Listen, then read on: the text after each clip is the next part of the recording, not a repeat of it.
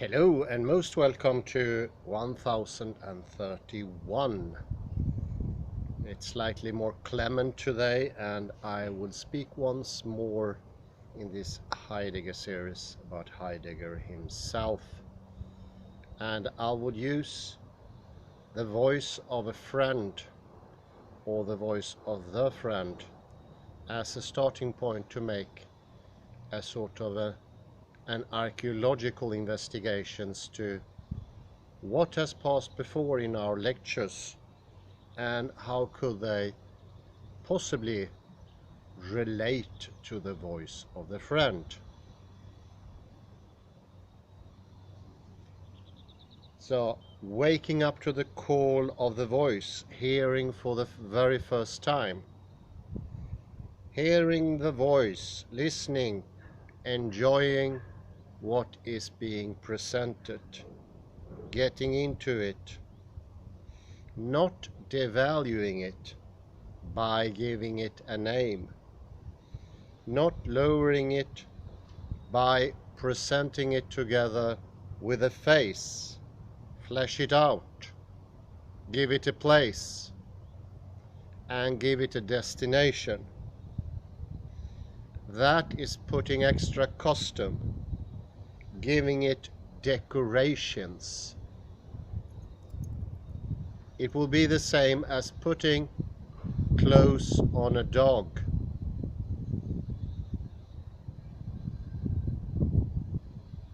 Thereby we don't make the dog more. We do make the dog less. We are almost ridiculing it, but we are at least ignoring it in its dogness.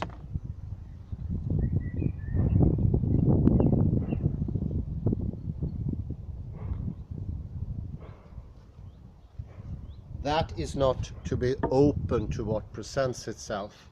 That is preemptively shutting down, not letting it be as it is. The same goes when you were to put dog's clothing to a dog, or even human clothing to a dog. You will demeanor it, you will hurt the dog, you will turn it into something other, an icon or an idol. Or giving a dog a human name, calling it Lars. Why not Magnus? That's demeaning it, even though it seems from your perspective you are giving it extra special favors. You are not. The dog is complete in itself. Your lacking of understanding of that fact doesn't change the dog. The imperfections you see are imperfections of yourself.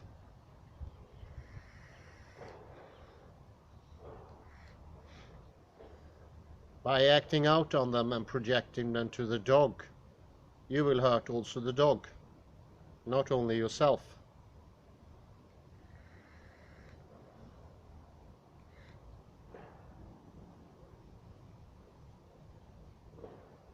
This is giving name to the voice, defining it before it springs into existence, before it let itself be known, before the lichten, the opening of the forest.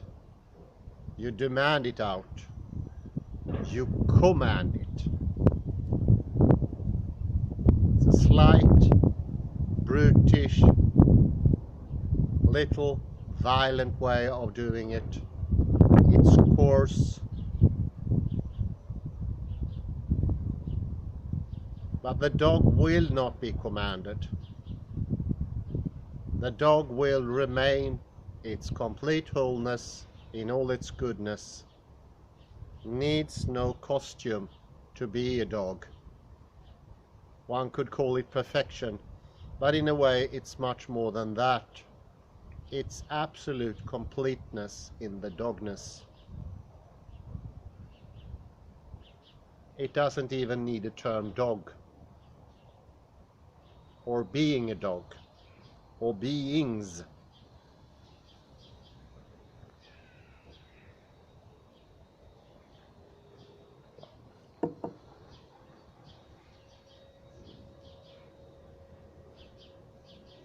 We mentioned some characters during the lectures here. Iain McGilchrist, caught on action, by recommendation by Iain. He talks about grabbing action. Some other science, cognition science, David Brattle, who took it a malfunction in cerebellum, that by having too coarse a complexity will not be able to interact with the outer complexity, and instead trying to perceive, I would say having a perception, because the word perception is so infected by the idea it's out there only, and it's I am the sort of receiver, the receptacle for the experience.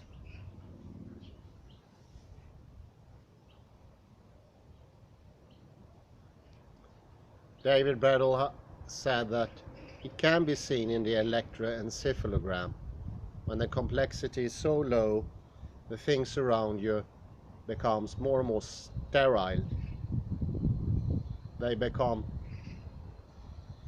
artifacts, so to speak, made up, unreal, because only complexity can give realness. The dog will not become real if you put a dress on it, no matter what you call it. Even if you go to the Nationalencyclopedia and look up the Latin term canus or scilo or whatever it could be, canis canis, cave canum, it will not open it up for you. It's only when you let the dog be the dog, it can be a dog. You will simply not be able to perceive it otherwise. It will not be something for you.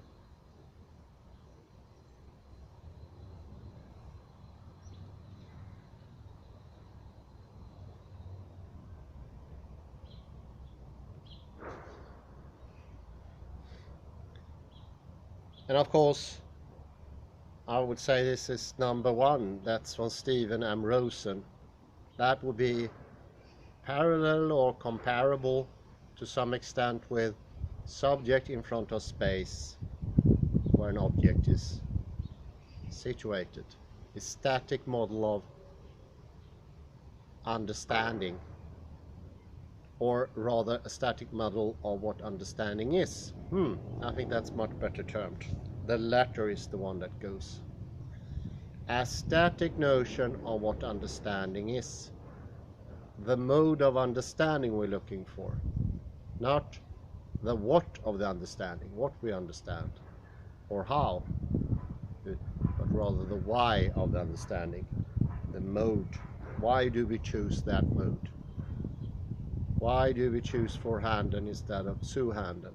They are both available, they are both modes. It's a decision somewhat, yes. Underlying the whole thing, it's an unknown decision. It's not unconscious, not conscious. You cannot, in ordinary speak, unwill it, but it's still a want somewhere. It's a choice, long back before your birth.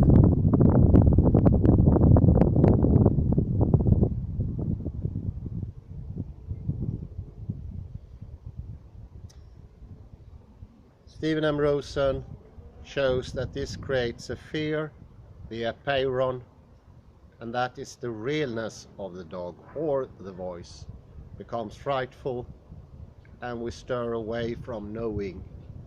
Knowing itself becomes a scary object. This can take many terms inside their head, but none of them are accurate. It's important to remember. But they can still give associations, but they're not accurate per se. Lack of symmetry in the world, for instance, could be one term that we often use. Lack of relations in the real world. Lack of, yes, how ridiculous it might sound, lack of properties in the real world. Lack of properties in the apeiron. Like no real abhängige, I think, unabhängige features will do. They have to be made up by yourself somehow. They need to be part of subject in front of object in empty space. Sometime you choose in that mode and you want to linger on to that. Everything else becomes a threat. It's like saying, this is my part of the playfield. No one else enter here. Already by doing that division, you create a fear in yourself. What about Annika and Bosse? Are they going to join? They become strangers, enemies. You stopped perceiving them. They become something less, not as complicated. Intruders in your territory. They are the apeiron. It's a little bit like saying they are unreal to you, whereas the reality is your own little piece, very limited piece of the playfield. And in the end you will do that before the fact. So the realness of Annika, Bosse won't come to you anymore. You will not interact in the same way. The sand will become less fluent, will become boring as it is to me as an adult, inevitably. But it was already boredom going on when you were 4 or 5, being in the playfield, the playground.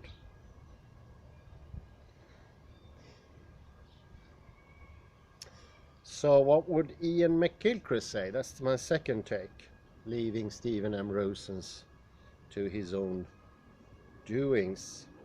Well, he will see it as the dominion of the master and his emissary. The emissary who takes the spoils first from the master. It's handed to him. The alpha relationship, according to McGilchrist, it's the master that takes everything in. And then he hands the spoils to his emissary and he makes do with it. But in the end, the emissary takes over and he sort of says, spoils is all there is. There are no reality, realness. We have to make do with the spoils, or I have to make do with the spoils. The spoils is all we have. Nothing more will enter. We have acquired what we are supposed to get, and no more else will get. You are now in the corner in the playground. So we will play what we have, do an academic renaming, which is the most common movement in academia. You just rename. You ask the different question, what, where, how, and you rename. Make the portion smaller and smaller, and you get this overcrowdedness. Filling up. That's not a sustainable living. That's not taking care about the environment. At this moment, the left hemisphere takes over. it start to rule without having any access, which makes it dangerous. This is the real reason why the left hemisphere's overtaking is dangerous. Would it be that it had any access to reality, it wouldn't be that bad. But it doesn't have any. Zero, zilch. Doesn't have any material. It just can reuse the spoils it once had. They are relate to it. There is no must to living anymore. There's no juiciness. There's no fruitfulness. The voice, so to speak, has now gotten a name and a face. It's coming from Jörgen living in 12A on the Kungsgatan. And he was born in 1979, the 4th of August, and so forth. The naming comes in place. The left hemisphere reuses its spoils, regurgitating them, taking them up again, ruminate about them, decide in between them what is real, and for every time doing this becomes less and less and less. And at the end of the day, you get extremely tired. The left hemisphere's working is tiresome. It takes somewhere in the vicinity of 3 to 4 more times energy than the right hemisphere. These are of course the neurons N2. You get replenished during sleep because equilibrium slowly evolves during sleep, and you wake up in a jumbled mood because halfway you have been replenished, balanced up, and you want to thwart yourself out of that balance, going into the left hemisphere once more. That is your demand, or that's the demand of the left hemisphere. You want to be normal again. 4 cups of coffee and you're back to the left hemisphere. You don't feel comfy anymore in the left hemisphere. That's the point Iain McGilchrist especially makes in the Matter with Things. It is a deeply uncomfortable place to be in reality, in the right hemisphere. We will not voluntarily go there, and we partly go there while we are asleep, because that's a balancing up of your system. So you need to heal yourself by stressing up the system, going into ultra speed as fast as you can or sometime during the day. And that is done by yourself, actually done by yourself, because you want to get rid of that noxious feeling of the apeiron, or that unknown, or the working of reality. It seems soggy. We know from science of cognition and neurology, matrix is not a correct view of reality. It cannot happen that way. It's not possible. I like one of the phrases. I think his name is Agent Baxter, to be corrected. And he says he doesn't like the smell of real humans. That could be transferred: you don't like the smell of reality. It stinks. And it has some truth to it. What happens if you got into the right hemisphere? You will lose your sense of smell. That's the first thing that goes. That's a way of the left hemisphere to protect itself. One of the side effects is loosened sense of smell.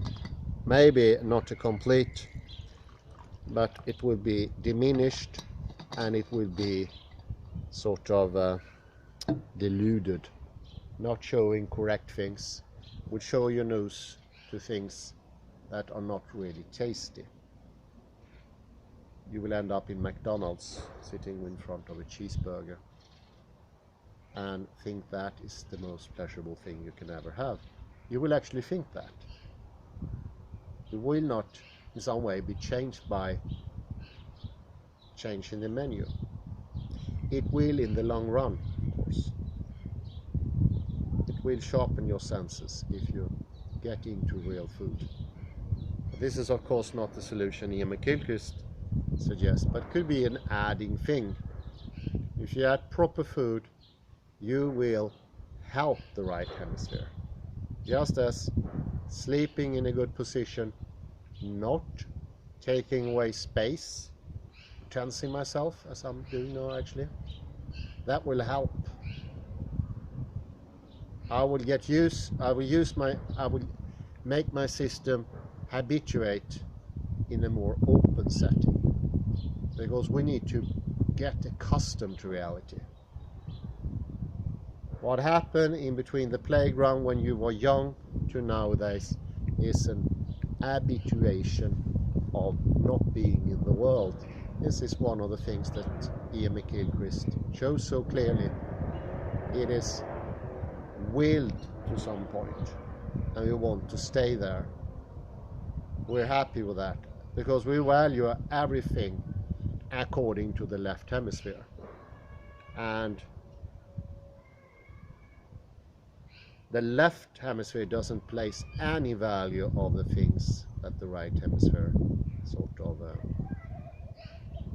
presents or offers.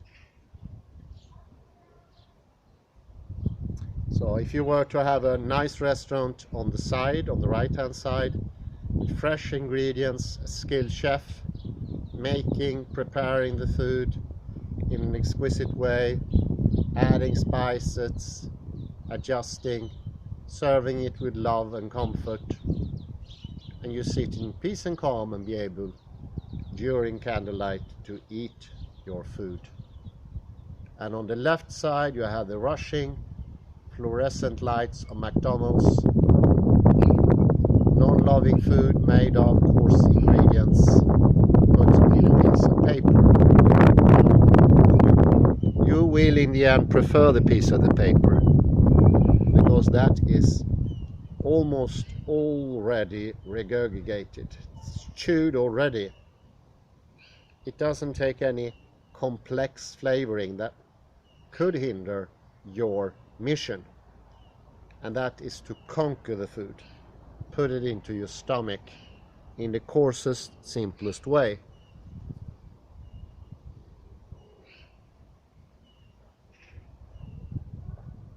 You will not feel comfortable in the better restaurant, because the left hemisphere simply doesn't appreciate the rich offerings.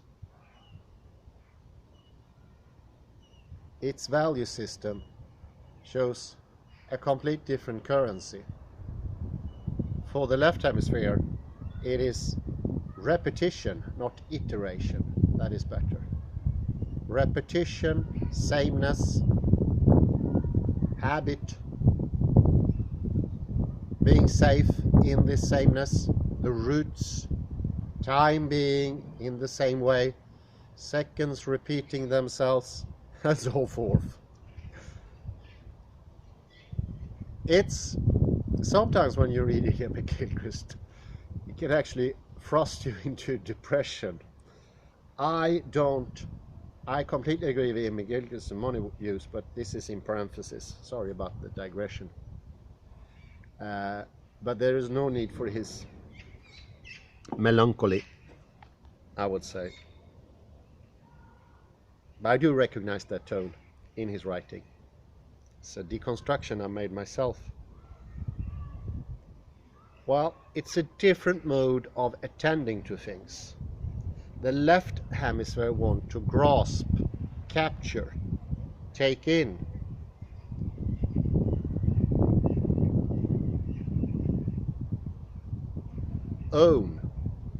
Own the experience, you could say.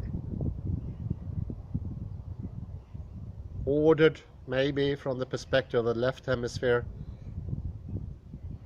but the left hemisphere is mainly repetition. It's not higher order. It is not higher mathematics. It's not the higher order of the well-organized people who organize whole systems. It's the lower bureaucrat who does things in a repetitive way, or the mathematicians who work with maths do simple, repetitive work things. Invention is not a part of the left hemisphere. It has absolutely zero creativity. And actually, to be quite skeptical about the left hemisphere, no true laws, no true rules, no outer rules does it understand. All those rules are only for itself, and only he thinks he can understand them. And of course, the great surprise is for the left hemisphere. He's just doing a route, a rut, a routine. He does not know understanding. So he doesn't understand what he's doing. So you see, there are many reasons why we stay in the left hemisphere. And one is definitely is that you think, at least you know what you are thinking, saying, talking. But obviously, it's only the right hemisphere that can do understanding, thinking, planning, and so forth. The left hemisphere has more of an executive function when it comes to routines already drawn up, but it's the right hemisphere that draws them up.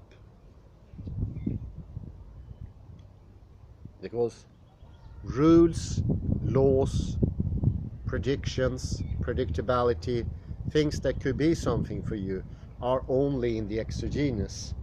And so to speak, the left hemisphere has as its purpose not reaching out into that.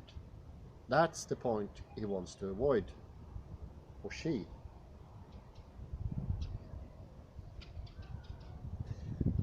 We're almost into the next person here, and that is Richard E. Lind. And he speaks about reflective consciousness, and that is something that got established in literature somewhere 500 BCE. And it's the heart consciousness, or the whole body ascend into the head, and that is so obvious, so many indications of this. It goes up to the head, our language changes, what we sort of reflect over the world cease to be realistic. It becomes otherworldly, but it's not in another world, it's simply not there. It's just the word token.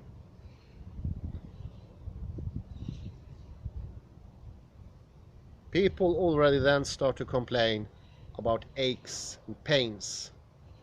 There are the first indications, according to Richard A. Lind, for the reflective consciousness.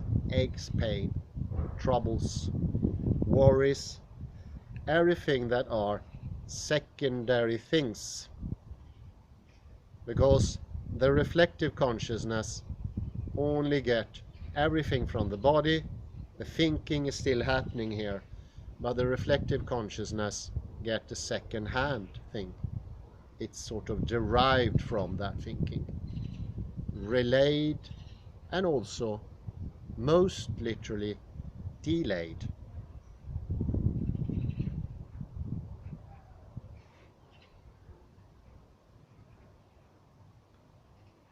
The whole role of the reflective consciousness is to lock down perception.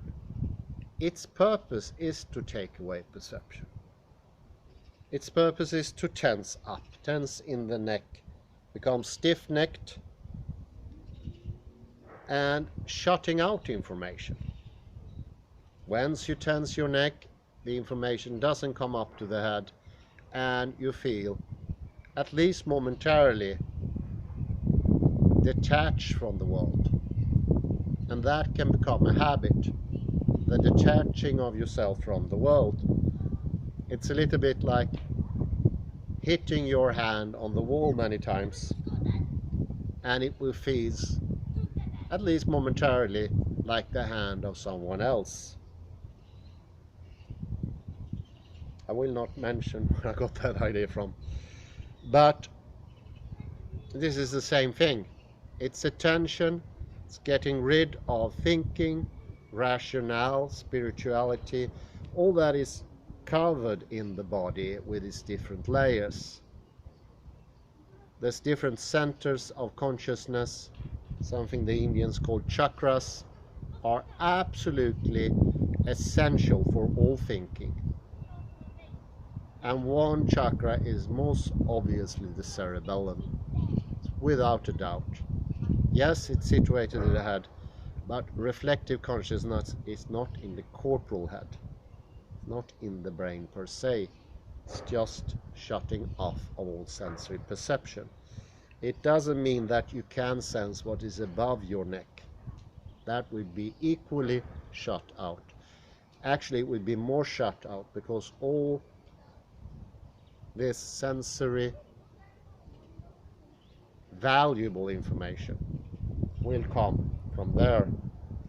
Of course, in the beginning, really going out to the extremes on this could only be possible for people who are not participating in the world, like the philosophers of ancient times. They were rich enough, highly served by slaves and others, not having to participate in the real world. And I will also make the assumption what they said was much more extreme than what they actually followed themselves. There are many indications that they had an understanding that too much of the reflective consciousness is not good. It stops thinking. So there was still some balance, although the war cries of some of the philosophers are absolutely extreme. Platonism can make you really scared sometimes. How is it possible to be so detached from everything? So locked down, so blocked out?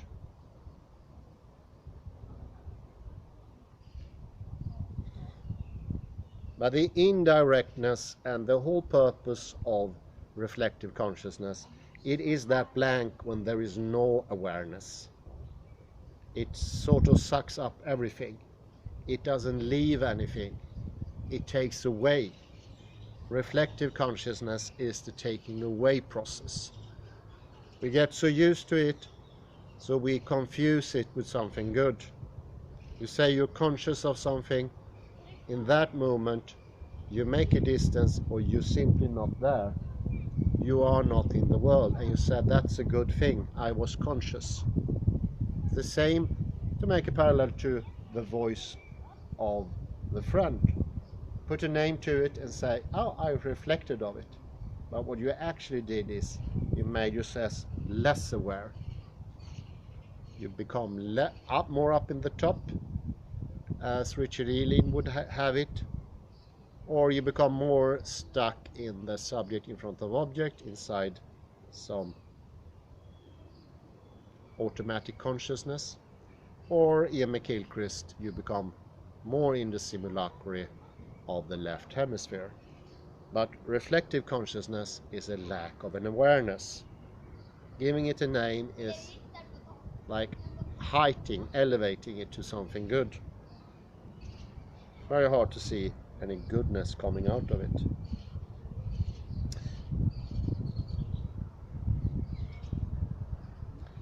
The reflective consciousness is a bystander. He's not actively participating. He's absolutely passive. He's on the side. He just looks at the game. Compared to the playground once more. The one in the corner here, let's call him Andres, is not participating with Bosse and Annika. That's very typical. He's playing by himself. He invented his own world.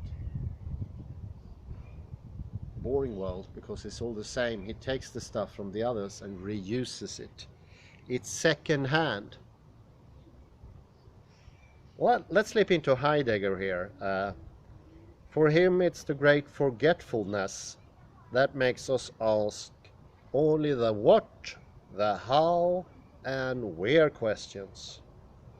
And this is to be taken completely literal, I added here. This is not metaphorical in any way.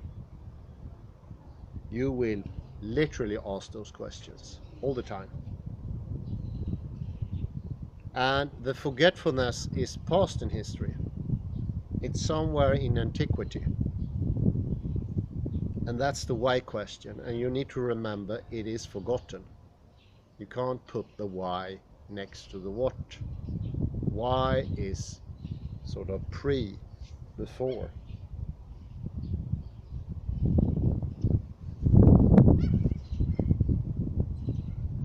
This is when existence turn into existences.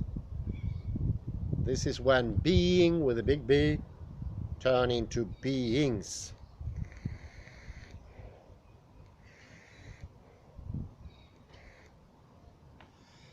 Or beings that have numbers, and in the beings with a little b, beings, they are either one or two. By saying it's one being, it's not one or two or three. Whereas being can be clear, and it can point out to singularity, and the reason for it's able to do that, it's not excluding plurality. But where it goes to beings, it's always a marginalization of, you want to say free, it's a marginalization of free and one. If you want to say two, it's a marginalization of free and one, sorry.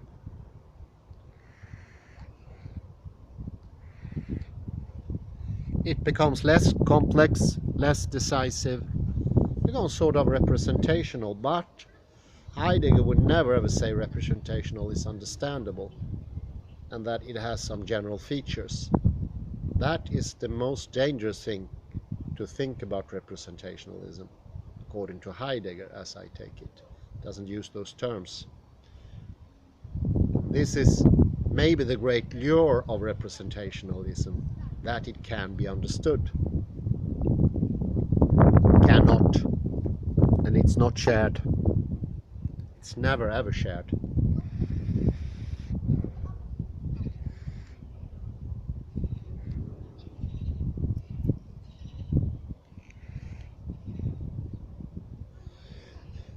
Heidegger has a quite different take from Richard E. Lind and Iain McGilchrist. He means that the Latinization of the Greek terms sort of polished off the freshness that was still there.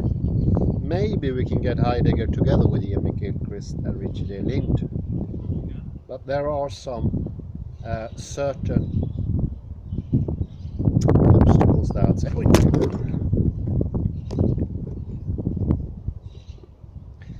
There are some certain obstacles to get around there, and those obstacles could have to do with a different take altogether.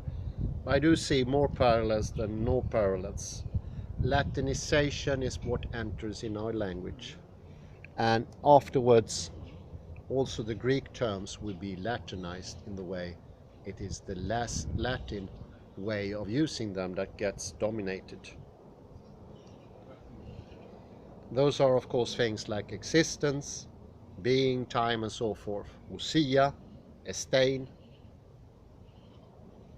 And these will, until they are etymologically uncovered or understood, be hindrances and obstacles to looking into the why question. It's enough, according to Heidegger, to look into the terms. Etymology will serve more than well the purpose. And that sounds fantastic, and I think it's true, but it's maybe not as simple as it sounds when you first hear it. You need to be very careful when you do it. And this is, of course, the project of destruction, as Heidegger calls it. Destruction of things, because that's the only destruction you can think of. Once you establish beings, the only thing you can destroy are the beings. Let's get into the fourth fellow here, and that is a successor to Heidegger. They are in a way all successor to another philosopher. You can think about that so far, but there is another person who influenced all of these persons without doubt. I will not take him up today. That will be a lecture all by its own, and I think that will actually be maybe the very first lecture only about him. Now, he's mighty interesting. His influence is enormous. Jacques Derrida belooks a tendency to trying to establish centrism, that everything has to be in relation to a certain point, a now or a here, that everything relates to that. This is of course something already Julian Barber took away, like everything has to be relatable to center in the universe. And I mentioned 2 lectures ago about scale. Scale as a comparison is no true scale. It's a scale that doesn't speak for itself. Those are similar things, and I would say that may be almost the same. Everything has to be understood in relation, in comparison to this now, or this here. And how centralizing can come into any text, both by the side of the author and the reader, like a consorted thing that we are unaware of, and it's sort of playing its role in the text, establishing itself without even doing anything. And this sort of divides itself, makes itself lesser centrism, because to make anything center, to compare anything, we take away the thing we compare and say this thing is the one that is 3 times big as the other one. The other one is like pushed to the side.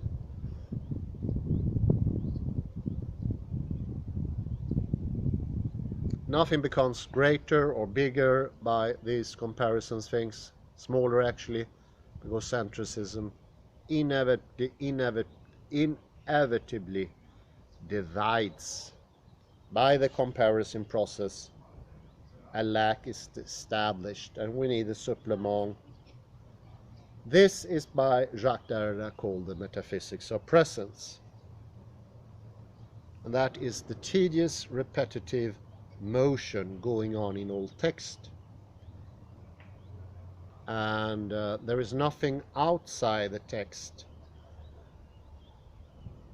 It's an understanding that some things are text and some things are not text. You need to go about it that way. And the repetitive, tedious motor going on is, of course, the Yale literary criticism theory. It's making Derrida into what he undoing of Derrida, one could say. Negating it's not. Marginalization in itself takes away, making something smaller, making something less, making something harder to reach into, and it establishes tough borders, like frontiers that cannot be transgressed, and there is no reading off, no more any hermeneutical horizons, so to speak, if that association help. There is not one complexity meeting another complexity anymore. It is just a barrier, a stop, a wall, a hindrance. Openness is gone, and these borders are almost perceptible, I would say. For me, it has been very fruitful to think them, that you can almost see them. And try this out. When you can see them, try to make them softer, more transparent. You will see at these borders, when they slowly get softer, there is a sort of brightness, easiness, lightness coming about.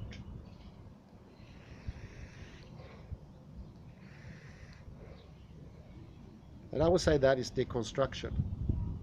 And it's deconstruction also of where you are. For instance, now when I stand here taking in the things around me, the space around me, makes me clearly defined. But making a division makes it impossible for me to be in existence.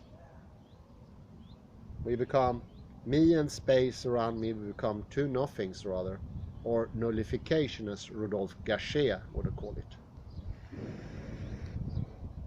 You either win in both ends, which is suggested indirectly by the deconstructive move of Jacques Derrida, or you lose in both ends. You lose in the existent end, and you lose in the non-existent end. Therefore, whatever moment, for instance, Derrida is taking in the text, he's enriching it, making it fuller, bigger, greater, deeper.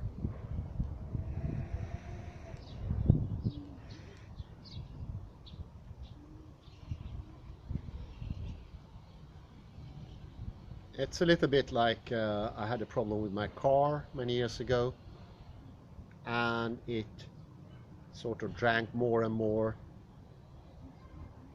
gasoline.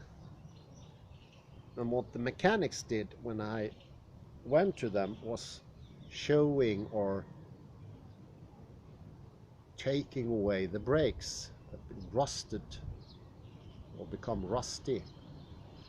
Therefore, this taking away did not alter the car, actually. It let it be as it is, even more. But it would be nonsense for the mechanic to sort of turn to me, well, you gain this, Hans, but you're going to lose out on some other stuff here. That's the promise of centrism. The eternal promise of centrism, metaphysics of presence, is there is always going to be a loss somewhere. If you want to establish a truth, you have to lose out on different things. If you want to establish existence, you have to lose out on things.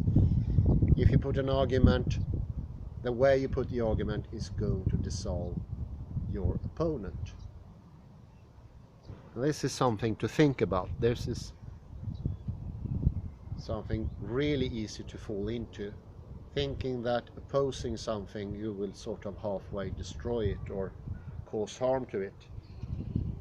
You will only cause harm to yourself. You will make your argument less inclusive, more divided, less attentive.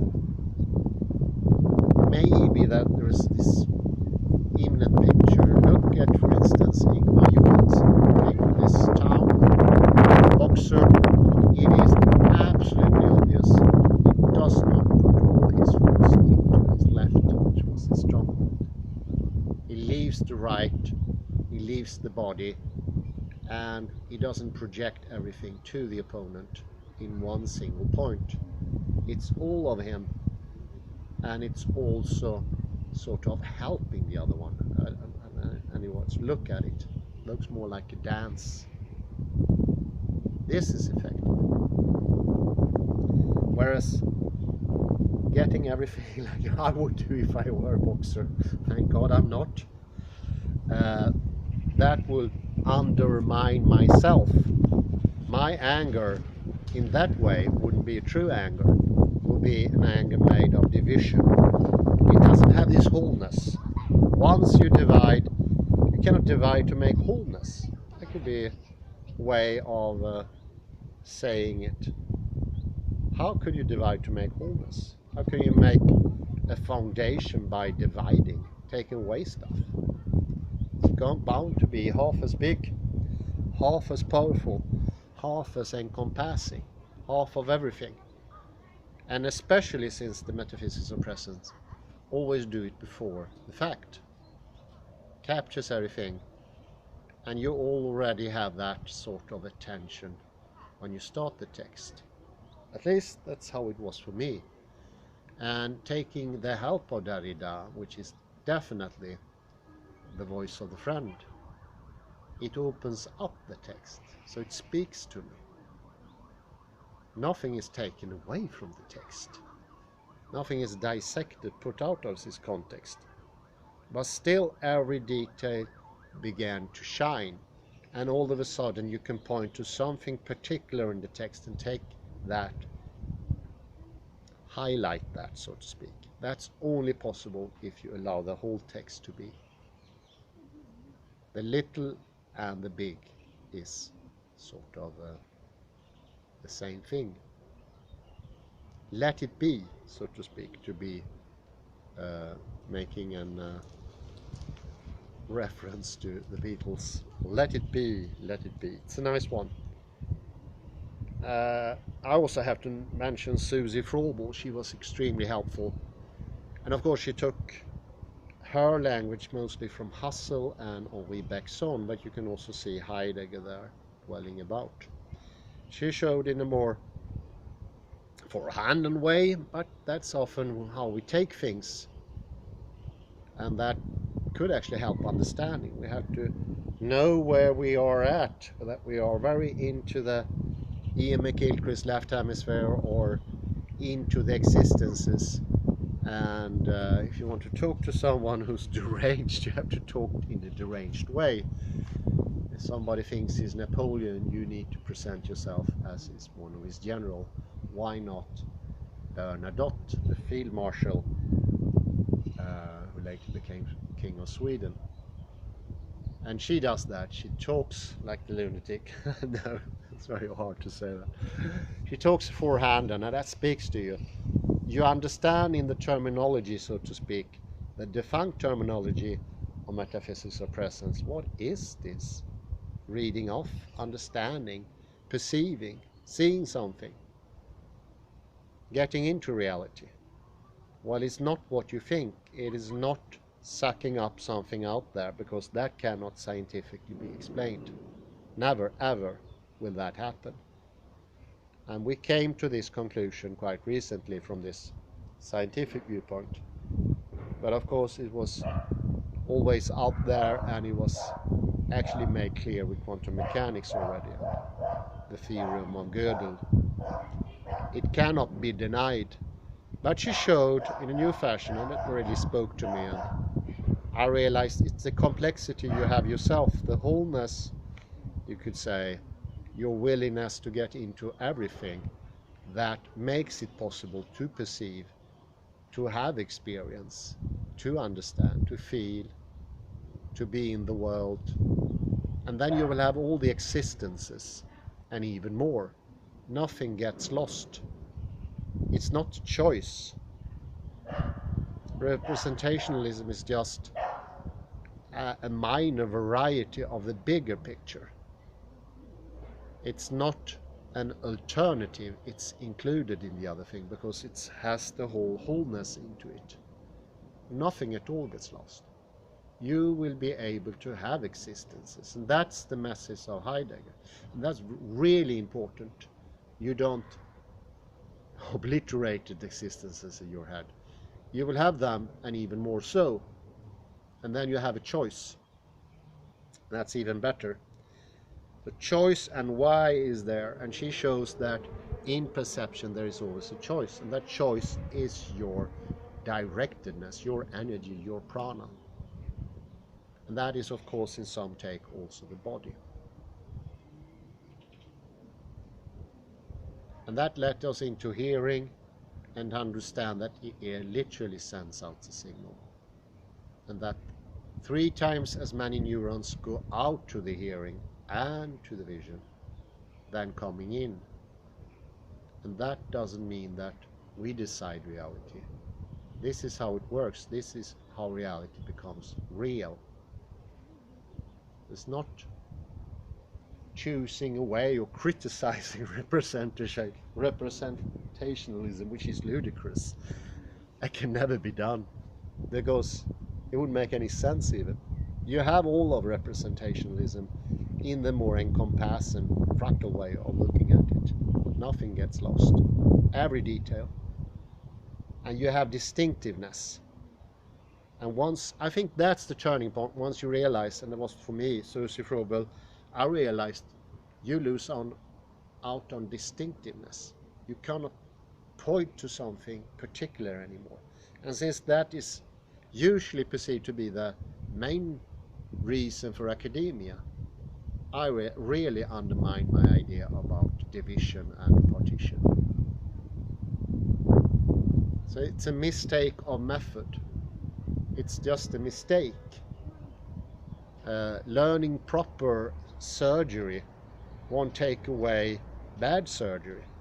You can still perform bad surgery if you want to. You do have that option, and this is the why. You have the option to do whatever you want. You can do bad surgery. And that is also important, to have that option. It's completely voluntarily. And in that voluntarity, you can do the good thing. But without you have the choice to do the bad thing, you cannot perform the good thing. That can never ever happen. And I think that was made clear to me by Susie Vrobel, the last one I'm going to mention here. But of course, it was already in Heidegger, Derrida, to some extent in Stephen M. Rosen, most definitely in Iain McGilchrist. But it's the choice to do bad things that makes possible to good things. If you take away and try to delimit what is good and bad beforehand, you can never ever become a skilled surgeon. So it explains representationalism to a way. Yeah, I think that's accurate to say. The more encompassing, then you understand it. And understanding is what we want to do. Not to criticize or shuffle away or push into the corner. We don't want representationalism to sit in the corner here all by himself. So I do have a more cheerful view on the whole prospect than Iain McGilchrist and Stephen M. Rosen. This is something we already to some extent are doing. Its reality never disappeared. That would be my take on it. It's always there. And I will get back to that, and I hopefully be able to make that last point even clearer next lecture. But I done what I planned out to do, to mention 6 other ones that you can show in parallel to the voice of the friend. And I say thank you very much. It was a pleasure. I wish you a very pleasant afternoon. Bye bye.